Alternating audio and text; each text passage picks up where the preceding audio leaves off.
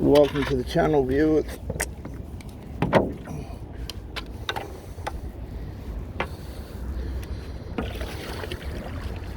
We're going for an afternoon paddle.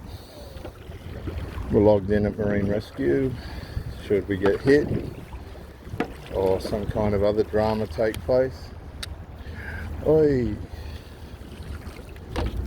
Radio just unclipped, and it shouldn't have. Just let me get set up. Cognitive distortion. We've heard of cognitive dissonance.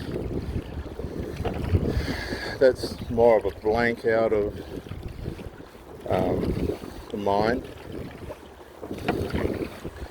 Cognitive distortion is when you distort your thinking to suit a fantasy or a delusion, which is what happens a lot in covert emotional incest. A lot of it's built on delusion.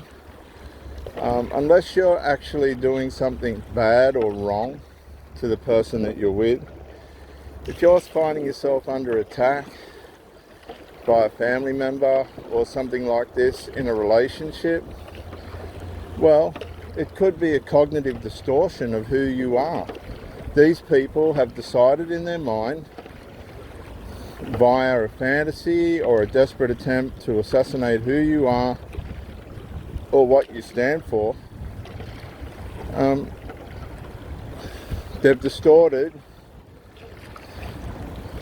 in their mind via a fantasy, a desperate fantasy to try and get rid of you, who you are, what you stand for, why you're there, and what your motives are. And it's wicked. This is wicked. It's deliberate. It's a consequence of the fantasy of covert emotional incest, where people fantasize the position or the role of another family member outside the proper healthy realm of domestic dynamic that family should be, person should be in. Say, for instance, where the parent parentifies children, abusing them via putting them in an emotional position that they're not supposed to be in, putting their private life on the shoulders of their adult children, burdening their younger children with the personal information that they really wouldn't be equipped to cope for, to make the parent feel better. And all this is going on behind the scenes, if you're not aware of it, within an emotional incestual relationship. Now, this is the covert stage. Now, cognitive distortion is when a person's locked in a fantasy about who you are, whether it's right or wrong, usually wrong, to play out an end result which should hopefully end in your demise in the relationship of the person that you're in that family. And they sell their fantasy through cognitive distortion with other members and probably the person that you're with via a conscious belief that their distortion is real. Now, if you're not on drugs or on alcohol or this kind of thing, you're going to soon catch on pretty quick to the realization that this person's dangerous. They're making up stories. They got the capacity to make up stories because, excuse me, the fantasies were already made up before you come along relative to the emotional incest and people playing different roles in that to maintain it and sustain it.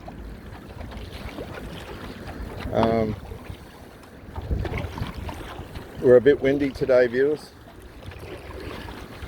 and This then gives strength to the secondary aspects of it, is when somebody from the outside of the family dynamic, the family's covert emotional incest role playing, when a person comes into that family dynamic, they'll distort in their panic that it might disrupt their covert emotional incest.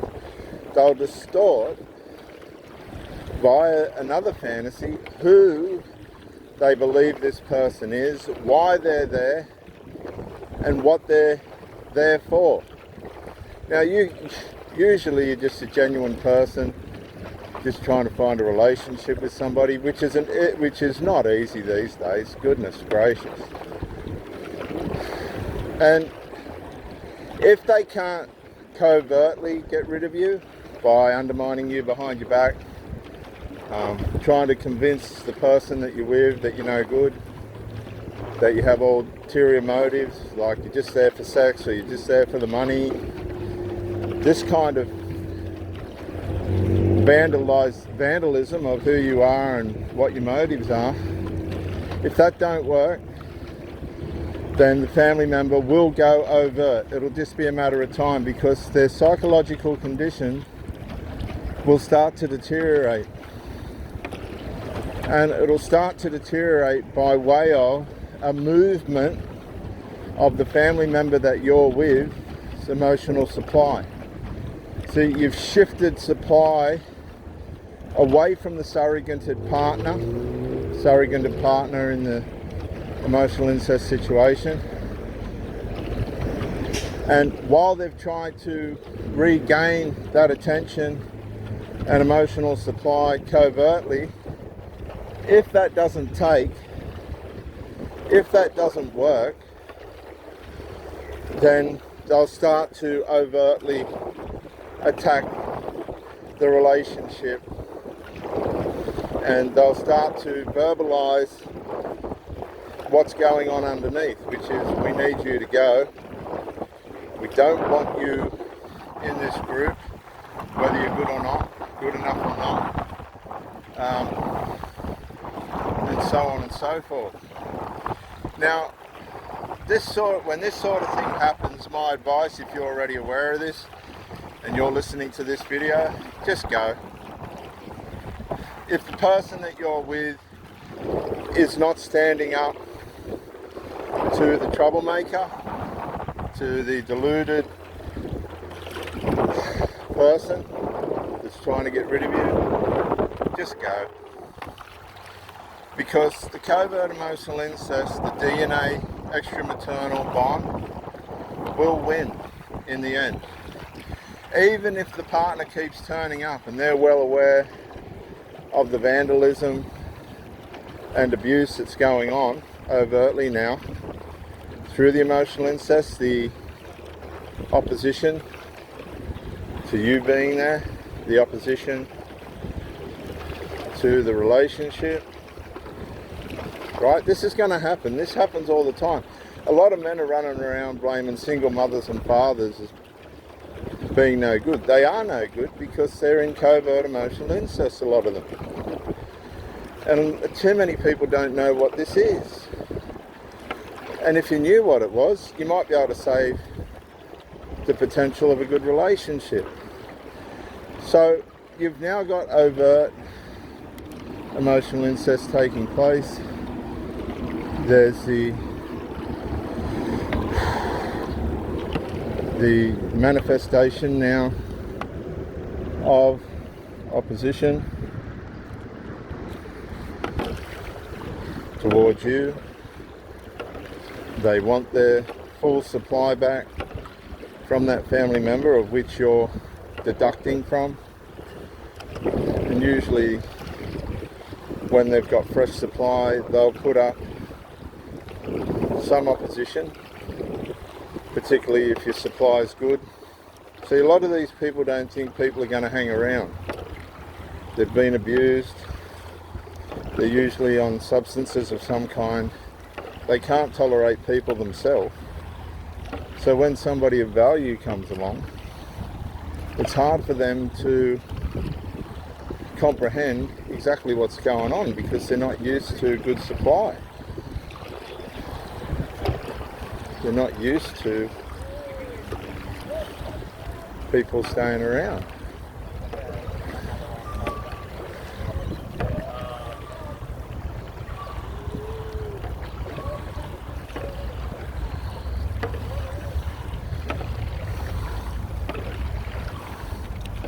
And this causes tremendous opposition.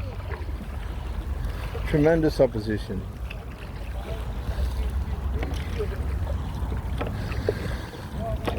Because people don't normally hang around.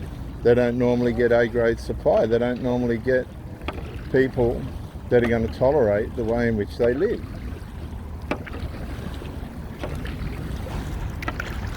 They usually get used and abused, ran through, kick the person to the curb themselves, or get kicked to the curb.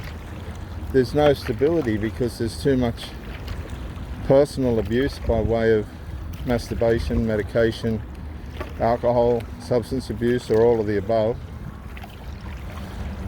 But they're in constant damage control. So if someone comes along that's made the effort to try and have some order in their life, the person that's met this person in the family will want that person around because it's going to bring value and health and other positive things to their life.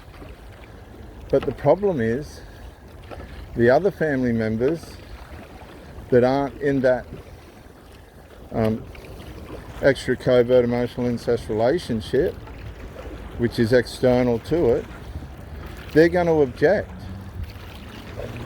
I'm speaking to somebody right now. I know I am. Somebody's going, my goodness, I never realised this.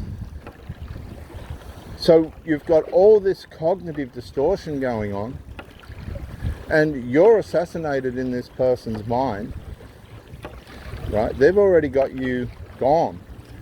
It's just a matter of making it happen, how they're going to make it happen. But as far as I'm concerned, you're already gone.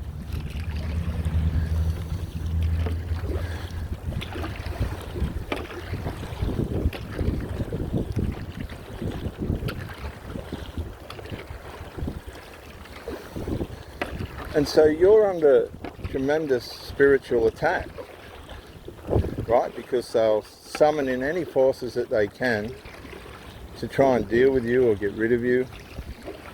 They'll be colluding. They'll be on your partner's back when you're not around. The partner will fragment, trying to work out how they can keep everybody happy, which they're not going to. Sorry, realising that the family member has to win. They have to win. That's how the extra maternal affair works. The extra maternal affair being the covert or overt emotional incest.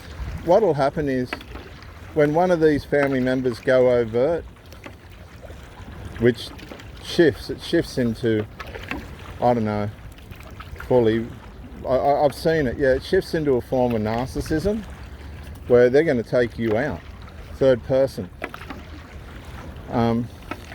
And it's vicious, it's blatant, and they'll turn to delusion to make you go. They'll sell their fantasy to the family members and people around. They'll whinge about you, complain about you, gripe about you. It doesn't matter what you're doing. It doesn't matter how good or bad you are. And honestly, I haven't seen, in my case, a mother pull one of these adult children into line yet. Only my own mother, who chastised my sister and I with one of the men that she met and demanded respect. These people will ruin marriages. The parent will let them. Again, I'll mention again, just recently I was contacted to help with a woman who has been broken, completely broken, by a man who had 2 daughters. This scenario played out on her. She didn't know what it was or why. She hadn't done anything wrong. She couldn't work out why she was emotionally starved or what the problem was. Something was missing. Once I sat with her and identified what it was, she said, it's like I've come out of a straitjacket. I have a long way to go, but I understand what's happened to me now, the abuse that's happened. See, covert emotional incest doesn't just abuse the people in the immediate family. It abuses the people that get mixed up with these people in these families. Because by way of nature, the harder we need to try to get somebody's attention, the more ingrained that person becomes in our mind. The more our mind concentrates, there's a nice couple of ducks, viewers, concentrates on getting things right for the relationship. So you go into an extra devotional, committed position in your mind where you're now being entrained. You're now going into a overt narcissistic programming from the perpetrator, from the abuser, that's forcing you to go beyond the healthy elements of participation in a relationship. And this now begins to cause a programming of your mind where the person that you're trying to have a relationship with, their negligence in the covert emotional incest or overt emotional incest situation starts to entrain you and damage you and traumatize your mind. Because you're really not doing anything wrong, even though you're proposed to be. So usually we set about trying to prove ourselves. Confused, not sure why this opposition is taking place. And that goes deep into the back of our mind, a place where our relationship shouldn't go. That's why a lot of people get so damaged in relationships, because they put their relationship in a position in their mind that it shouldn't be. So it penetrates the mind where it shouldn't, and it's so hard to unravel. That's why people go into rumination and psychological breakdowns when they're being abused. And it can be so subtle. It can be so subtle. There's a bit of crosswind this afternoon, viewers. Bear with me. I'm just showing you that you've got to get out and have hobbies after a breakup. You've got to just determine yourself to have a life. So your mind's being conditioned to make this person more important than they are. You're grandizing the person that you're with because of the drama and the trauma coming out of the covert emotional incest, which is trying to drive you away. And if the person that you're with is not standing beside you, it's going to stay that way. They're never going to stand beside you. They're just going to come and get their supply off you and retreat back to the security and the familiarity and the fantasy of their covert emotional or just emotional incest, because now one person's covert, which is the person you're with, they're going to pretend nothing's wrong, and then the overt person's going to continue the assault and the vandalization of the relationship you're having with that person. They will not relent. I promise you, they won't relent. Even if you die, they'll still make out you're a bad person. That's how vicious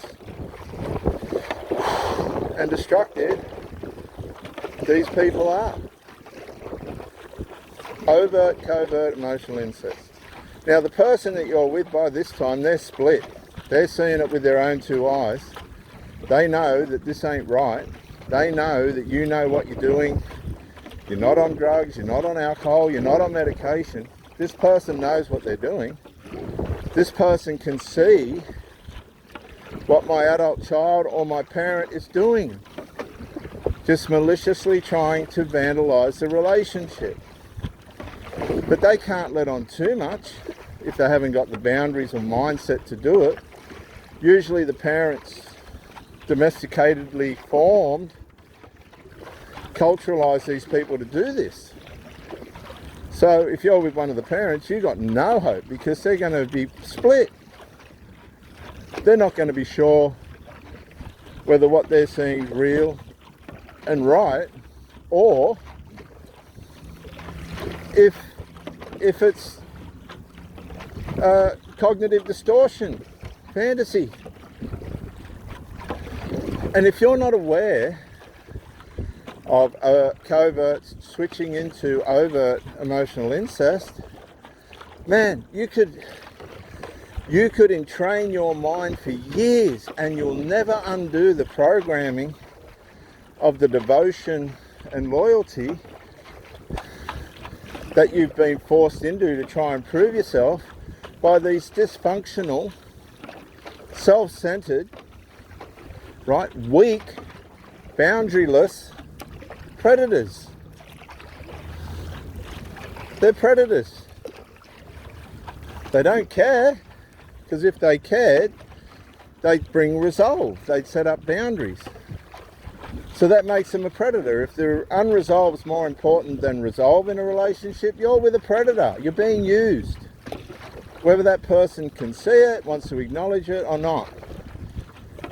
Family members have no right in the privacy of a relationship that you're having. And if the person that you're with hasn't got the maturity and dignity and respect to acknowledge that, you're with a predator.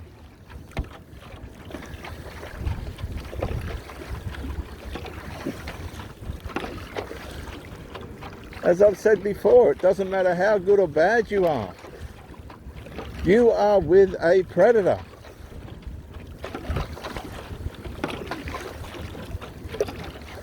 Because emotional incest is abuse. It's incestual. It's a molestation. So they're already predators. What hope do you think you've got against that? It's ingrained into these people. Unless they have some kind of severe revelation, personal revelation, which most of them won't, because they're medicated, they're alcoholics, they're on some kind of drug somewhere which is just fueling their fantasies, their cognitive distortions. You've got no hope. None. That's why I'm doing these videos. I've lived it, I've seen it. It doesn't matter how much you love and care for, and you know, you can put these people to bed in their pajamas and rub Vicks on their chest. I've done it with several women. Tell them how much you love them, bring them back to some normality. But if they go back to the house of emotional incest, they're going to come back pissed, stoned, smoking their heads off, broken again. All your strength and effort is being pissed down the drain by the covert emotional incest. These people will not develop. They're infantile. They're living out fantasies amongst themselves.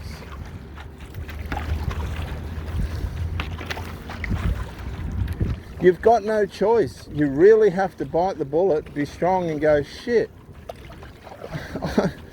I've bonded to this person. I've been with this person for 18 months now. 12, 6, 9, 12, 18 months now. And it all seemed to be going good. And now, I'm dealing with this. If you don't get out quick, the mind trauma and brain damage that it can cause to you is severe. I can tell you from experience, and I'm tough. The mind damage, the mind trauma through the fact that you shouldn't have been in this situation by way of performance is catastrophic, because you're being ripped off by the cognitive distortions of the covert emotional incest players. You're just an outside wheel. You're a monster to these predators. And their job is to try and destroy you. And they will. If you're weak-willed, if you don't know yourself and how you're supposed to identify these people, be it they narcissists or bipolar or borderline or whatever whatever it is, when these things go overt, when these things come out into the open, you've got to look past how you feel, because they'll take you out. They'll psychologically take you out. And you'll find these people have been mixed up with people that have robbed them, raped them, molested them. They're they haven't got a good read on people themselves. They like toxicity, so they put themselves into these destructive situations. And they're going to try and put it on you. Whether it's deliberate or not, it's cognitive distortion. They distort reality, but reality is going to catch up. Reality's coming. And when reality comes and it wants its taxes, these people fall to pieces. They up on their drugs. They try and cause reverse discards, which is helpful really once you've realised what's going on. A reverse discard's perfect for what you need. You got to get out. Well, yeah, thank you, thanks for that. I'll play into that. So you just get to the point where you go, I'm not doing this anymore, because they blame you for their fantasy, for their delusion. You made this happen. This is your fault. That's what they do, because they're living a dual life, and the outsider has to go. It's not a joke, it's not a game. This is vicious stuff, and people are being damaged all over the world by these intrusions. You have to walk away. You have to. And don't give a stuff what these people do once you're gone. You're only going to do the same thing again until there's nobody left.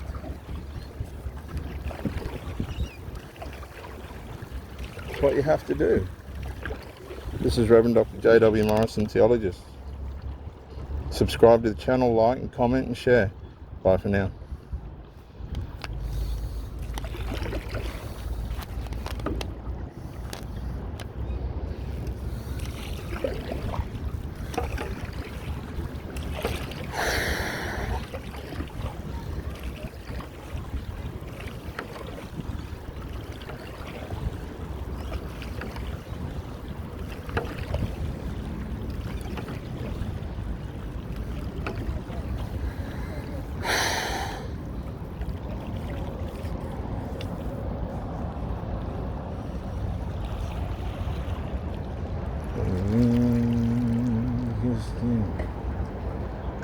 Goodbye.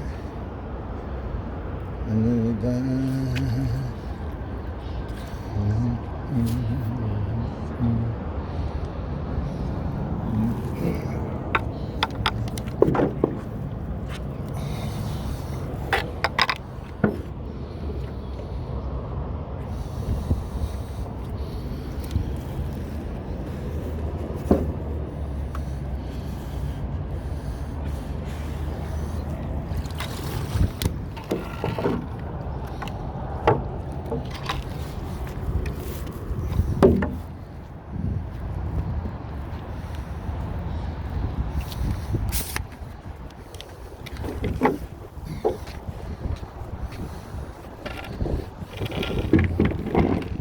Staring into space.